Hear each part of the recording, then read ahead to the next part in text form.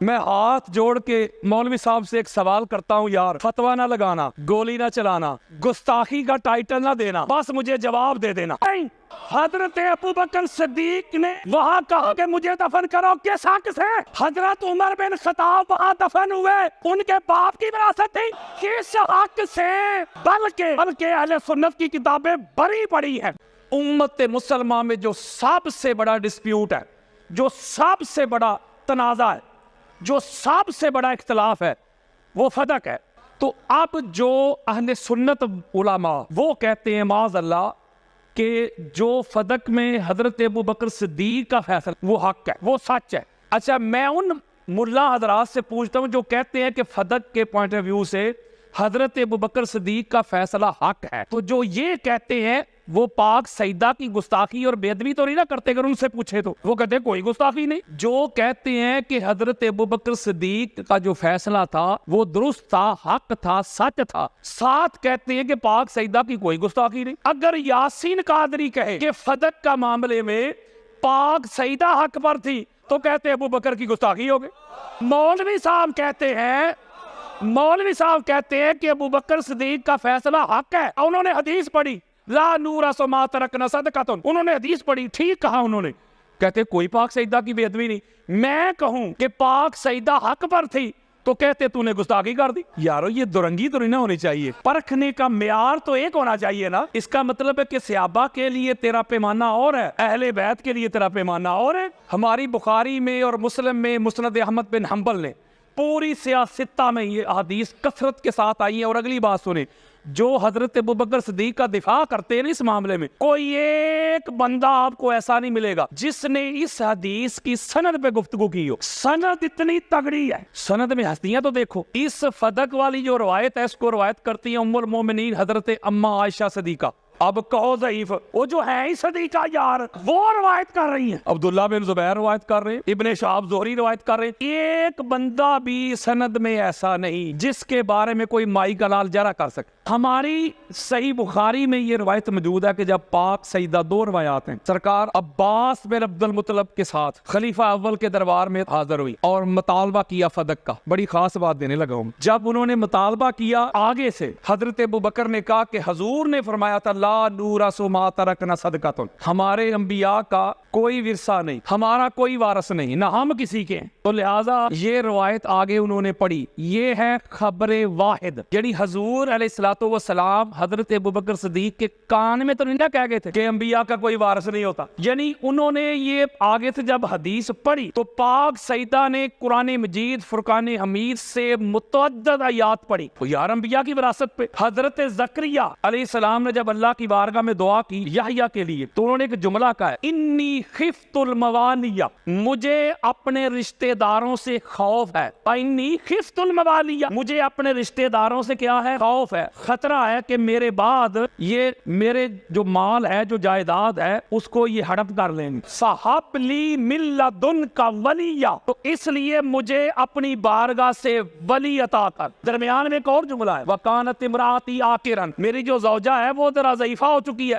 لیکن اس کے باوجود بھی مجھے اپنے رشتہ داروں سے ڈر ہے، خوف ہے، خطرہ ہے، تو مجھے ولی دے۔ کس لیے ولی دے اے اللہ کے نبی؟ کس لیے؟ یارثنی و یارث من آل یعقوب، اس لیے دے مولا تاکہ وہ میرا بھی وارث بنے اور آل یعقوب کا بھی وارث بنے۔ آپ امام قسطلانی کو پڑھ کے دیکھ لیں، امام ذہبی کو پڑھ کے دیکھ لیں اور ابن حجر مکی کو پڑھ کے دیکھ لیں، یعنی کٹر سے کٹر بندہ امام ذہبی، ناسبیت کا بہت بڑی شخصیت، ہر ایک نے لکھا ہے کہ جو روایت قرآن سے ٹکرائے اس روایت کو قبول نہیں کیا جائے گا۔ امام اعظم ابو حنیفہ کا فتویٰ ہے، امام شافعی کا یہ فتویٰ ہے، امام احمد بن حنبل کا یہی فتویٰ ہے، امام مالک کا یہی فتویٰ ہے۔ اب میں سیدھی سی بات آپ سے پوچھتا ہوں، حضرت ابوبکر صدیق نے جو خبر واحد پڑھی تھی کہ حضور نے فرمایا کہ انبیاء کا وارث کوئی نہیں ہوتا، نہ یہ ہم بنتے ہیں نہ کوئی ہمارا بنتا ہے، یہ ہے خبر واحد، یہ قرآن سے ٹکراتی ہے کہ نہیں؟ اگر قرآن سے ٹکراتی ہے اور خبر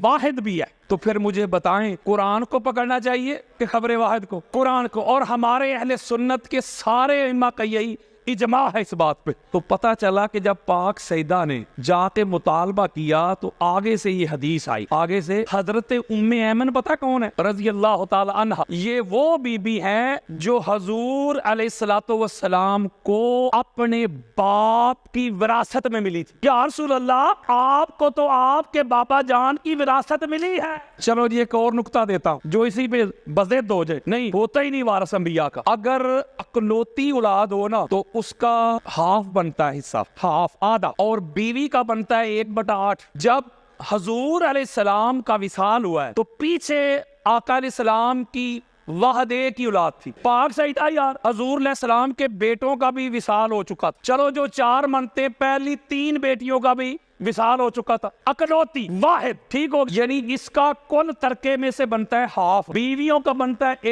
1/8۔ میں ہاتھ جوڑ کے مولوی صاحب سے ایک سوال کرتا ہوں یار، فتویٰ نہ لگانا، گولی نہ چلانا، گستاخی کا ٹائٹل نہ دینا، بس مجھے جواب دے دینا۔ آپ کہتے ہیں کہ حضرت ابوبکر صدیق نے کہا کہ انبیاء کی وراثت نہیں ہوتی، اس لیے جب حضور کی وراثت ہے ہی نہیں تو حضور علیہ السلام کا جو چھوڑا ہوا ترکہ ہے اس میں سے بی بی آپ کو کچھ نہیں ملے گا۔ بخاری میں لفظ ہے ایک چیز نہیں ملے گی، ایک شے نہیں ملے گی۔ میں ہاتھ جوڑ کے پوچھتا ہوں، کسی کے بڑے قبروں سے بھی نکل کے آ جائیں گے، کوئی مائی کا لال میری بات کو رد نہیں کر سکے گا۔ بیٹی جو ساری ترکے کی وارثہ تھی اس کو تو کچھ نہیں ملا، اور بیویاں جو 1/8 کی حصہ دار تھی۔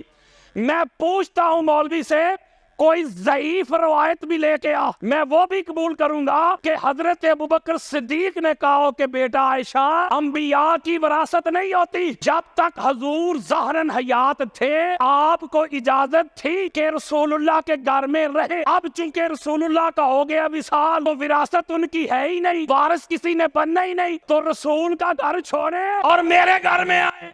آپ استلانی کو پڑھ کے دیکھ لیں، الاستیاب کو پڑھ کے دیکھ لیں، اسد الغابہ کو پڑھ کے دیکھ لیں، امات الدین ابن کثیر کی البدایہ و نہایہ پڑھ کے دیکھ لیں، تاریخ طبری پڑھ کے دیکھ لیں، ابن خلدون کو پڑھ کے دیکھ لیں، ابن حشام کو پڑھ کے دیکھ لیں، بخاری سے لے کے ترمذی تک، ترمذی سے لے کے حاکم تک، کوئی چیلنج کاروں کتاب لے کے آ جائے میرے سامنے۔ ام المومنین حضرت عائشہ صدیقہ ساری زندگی جس گھر میں رہی ہیں وہ ابوبکر کا گھر نہیں تھا، وہ پاک محمد کا گھر، بلکہ یہ بھی روایات میں آتا ہے کہ ایک وقت ایسا آیا کہ بی بی کا ہاتھ ذرا تنگ تھا، پیسوں کی ضرورت پڑ گئی یار، اور سنیت بتا رہا ہوں یار، انہوں نے گھر کا کچھ تھوڑا سا حصہ فروخت بھی کیا تھا۔ اور اگلی بات سن لیں، اگلی سنیں، یہ وہی گھر تھا ماں بین بیتی و منبری روضۃ من ریاض الجنہ، مصطفیٰ کا گھر تھا نا، حضور کا گھر، حضور کے وصال کے بعد رہی۔ میں پوچھتا ہوں مولوی کس حق سے رہی؟ حضرت ابوبکر صدیق نے وہاں کہا کہ مجھے دفن کرو، کس حق سے؟ حضرت عمر بن خطاب وہاں دفن ہوئے، ان کے باپ کی وراثت تھی، کس حق سے؟ بلکہ اہل سنت کی کتابیں بڑی پڑی ہیں۔ جب مولا حسن علیہ السلام کا ان کی شہادت ہوئی، ان کی جب تدفین ہونے لگی تو حضور علیہ السلام کے ساتھ کرنا چاہتے تھے مولا حسین بادشاہ سرکار، اور ام المومنین حضرت عائشہ صدیقہ سے پوچھا گیا جا، انہوں نے کہا نہیں یہ جگہ میں نے اپنے لیے رکھی ہوئی ہے، بڑی خاص بات ہے بچوں سے کتاب نے، یہ جگہ میرے اپنے لیے، میں اجازت ہی نہیں دوں گی۔ ان کو دفن نہیں ہونے دیا، بلکہ مروان بن حکم لعنتی نے اپنے پورے ساتھیوں سمیت مولا حسن بادشاہ سرکار کے جنازے پہ تیروں کا می برسایا۔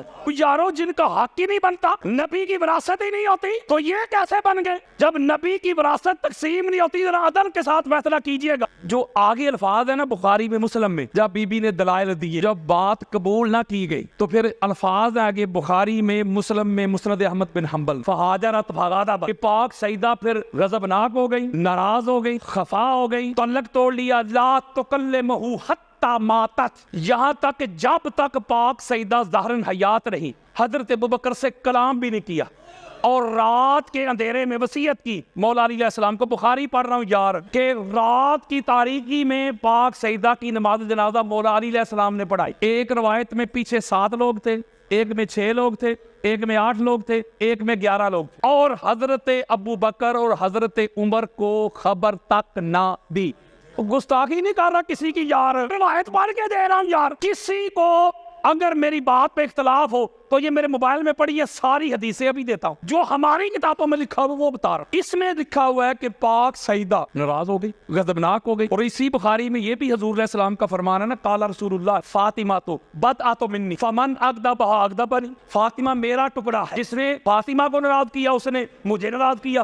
اور ایک اور روایت جس کو امام حاکم المستدرک میں لے کے آئے, امام احمد بن حنبل نے بھی لیا, آقا علیہ الصلوۃ والسلام نے فرمایا کہ ان اللہ یغضب لغضبک ویرضا لرضاک, اے بیٹی فاطمہ جس سے تو ناراض ہوتی ہے, جس سے تو غضبناک ہوتی ہے اس سے اللہ ناراض ہوتا ہے, اور جس سے تو راضی ہوتی ہے اس سے اللہ راضی ہوگا. جس سے اللہ راضی ہو وہ کون ہوتا ہے؟ رضی اللہ. فرض کریں مجھ سے اللہ راضی ہے, میں رضی اللہ. بھائی سے اللہ راضی ہے, یہ رضی اللہ ہے. کس کو رضی اللہ کہنا ہے تو رضی اللہ کہنے سے پہلے, لکھنے سے پہلے پڑھ مار لیا کر. اگر تو اس رضی اللہ پہ بطول راضی ہے تو وہ رضی اللہ ہے, اگر بطول راضی نہیں تو رضی اللہ نہیں. لعنت اللہ. میں کسی رضی اللہ کا نام ہی نہیں لے رہا, وہ شریعت دے رہا ہوں. حضور نے فرمایا جس سے فاطمہ راضی ہو میں راضی, جس سے فاطمہ ناراض میں ناراض. اور آگے کہا کہ کچھ لوگ ایسے بھی ہوں گے جو توحید کی بات کریں گے. وہ اللہ کافی والوں, اللہ کافی والوں کو حضور نے کہا پھر سنو اللہ بھی اس سے راضی ہے جس سے بطول راضی.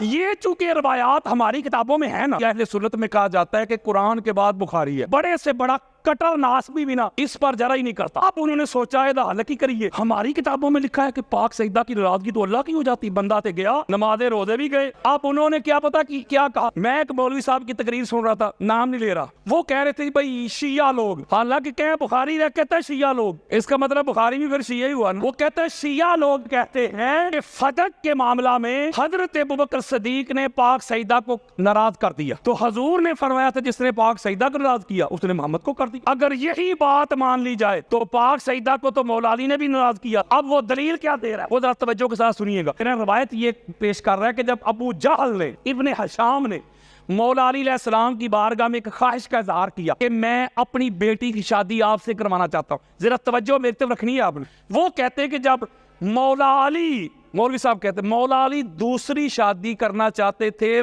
پاک سیدہ کی ظاہراً موجودگی میں, تو پاک سیدہ خفا ہو گئی, ناراض ہو گئی مولا علی علیہ السلام پہ, اپنے بابا جان کے گھر چلی گئی. اور حضور علیہ السلام نے بڑا ایک جلالی خطبہ دی کہ رسول اللہ کی بیٹی اور دشمن رسول کی بیٹی ایک جگہ پہ اکٹھی جمع نہیں ہو سکتی. لہذا وہ کہتے ہیں کہ مولا علی علیہ السلام نے بھی تو پاک سیدہ کو ناراض کیا. توجہ کے ساتھ یہ نقطہ سمجھے, جواب دینے لگا. قرآن کا فیصلہ ہے, کیا ایمان والا کرو شادیاں 2-2 3-3 4-4 اگر تم افورڈ کر سکتے ہو. یہ شریعت ہے کہ نہیں؟ قرآن کہتا ہے کہ کرو. فرض کریں مولا علی علیہ السلام نے خواہش کا اظہار نہیں کیا, اس طرف سے آیا تھا. مولا علی علیہ السلام اگر پاک سیدہ کے ہوتے ہوئے دوسرا نکاح کرتے تو اللہ کے دین سے انحراف تھا, یعنی جائز تھا نا. مولا علی علیہ السلام نے پاک سیدہ خفا نہ ہو, ناراض نہ ہو, ان کی طبیعت پہ کوئی بوجھ نہ آئے, تو لہذا جائز کام ہے.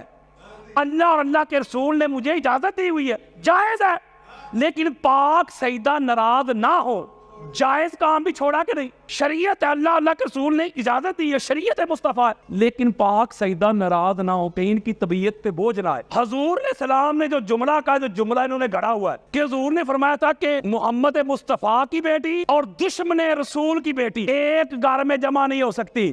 میں ایک سوال پوچھتا ہوں اسی ملا سے, بتا ابو سفیان کی بیٹی محمد کے ساتھ گھر میں رہی ہے کہ, اور جب وہ حضور کے گھر آئی ہیں اس وقت انہوں نے کلمہ نہیں پڑھا. انہوں نے کلمہ پڑھا ہے آ کے فتح مکہ پہ, وہ بھی طلقاء ہیں, وہ صحابی نہیں, یعنی جو ڈیزرو کرتا ہو سزا. لیکن حضور چونکہ رحمت للعالمین ہے, وہ اپنی رحمت کی وجہ سے کر دے معاف, آزاد. طلقاء طلیق کی جمع آزاد کیے ہوئے لوگ. اہل سنت کی کتاب میں بری پڑھی ہے کہ جب فتح مکہ ہوا حضور علیہ السلام کعبہ میں بتوں کو پاک کر رہے تھے, نکال رہے تھے بتوں کو, تو دل میں ابو سفیان سوچ رہا تھا کاش میرے پاس اور لشکر ہوتا, میں دوبارہ محمد سے لڑائی کرتا. دل میں سوچ رہا تھا. حضور قریب پہنچے, اہل سنت کی 200 کتابیں بھی دکھاتا ہوں. حضور نے ایسے اس کے سینے پہ ہاتھ مار کر اللہ پھر تجھے ذلیل کرتا. جملہ کہتا ہوں کہ رسول اللہ کے گھر میں دشمن رسول کی بیٹی آئی ہے کہ نہیں, تو لہذا یہ بات بھی مولوی صاحب کے منہ پہ آئی. میں ایک جملہ کہتا ہوں, پاک سیدہ مولا علی سے ناراض تب ہوتی جب مولا علی علیہ السلام دوسری شادی کر لیتے. مولا علی علیہ السلام نے پاک سیدہ کی ناراضگی کو ملحوظ خاطر رکھتے ہوئے جائز کام بھی چھوڑ دیا. چلو مولوی جی ہم تیری مان لیتے ہیں بالفرض، حالانکہ قرآن کے خلاف ہے. چلو وقتی طور پہ میں تیری بات مان لیتا ہوں کہ بی بی کا حق نہیں بنتا تھا، یہ کام شریعت کے خلاف تھا، حضرت ابوبکر اگر کرتے تو حق نہیں بنتا تھا. حضرت علی وہ ہیں جو پاک سیدہ کی ناراضگی کی خاطر جائز کام بھی ترک کر دے. اگر حضرت ابوبکر کو اتنا خدشہ ہوتا کہ پاک سیدہ کی ناراضگی رسول اللہ کی ہے، اللہ کی ہے، میرا کچھ نہیں بچے گا، تو پھر بے شک وہ جائز بھی تھا. کہتے بی بی آپ آ گئی ہیں، ابوبکر خالی نہیں لٹا سکتا. لہذا یہ آپ کا چورن ادھر بکنے والا نہیں. وہ کہتے چلو ٹھیک ہے جی مان لیتے. حضرت ابوبکر صدیق نے فتق نہیں دیا، حضرت عمر نے بھی فتق نہیں دیا، حضرت عثمان نے بھی فتق نہیں دیا. تو جب حضرت علی خلیفہ بنے تو انہوں نے بھی تو نہیں نہ دیا. جو قانون پہلے 3 خلفاء پہ آپ لگاتے ہیں وہی مولا علی پہ لگے. اب اس کا جواب سنیں. مولا علی علیہ السلام کی جو ظاہراً خلافت ملی ہے 4تھے نمبر پہ، پہلے دن سے لے کے شہادت تک کوئی ایک دن ایسا نہیں گزرا مولا کی خلافت میں جس میں کوئی سکون کا سانس ملا، سوکھ کا سانس ملا. بڑے لوگ ادھر بیعت کر کے گئے، بصرہ جا کے بیعت توڑ دی، ادھر ساتھ دینے کا وعدہ کر کے گئے، ادھر ایک لشکر تیار کر کے مولا کے سامنے آ. جنگ جمل ہوئی، صفین ہوئی، نہروان ہوئی، کبھی کوفہ پہ حملہ ہو رہا ہے، کبھی بصرہ پہ حملہ ہو رہا ہے، کبھی ادھر شورشیں شروع ہو گئی ہیں، کہیں ادھر ہو رہے ہیں، کہیں شام میں نئی حکومت کا اعلان ہو رہا ہے. مجھے بتائیں ایسے حالات مولا علی علیہ السلام اگر یہ فیصلہ کرتے تو آج مولوی نے یہ کہنا تھا لو جی خود سخی تھے اتنے بڑے، آتے ہی پہلے اپنا فتق لے لیا. مسئلہ کھجوروں کا نہیں تھا، مسئلہ عزت ناموس مصطفیٰ کا تھا.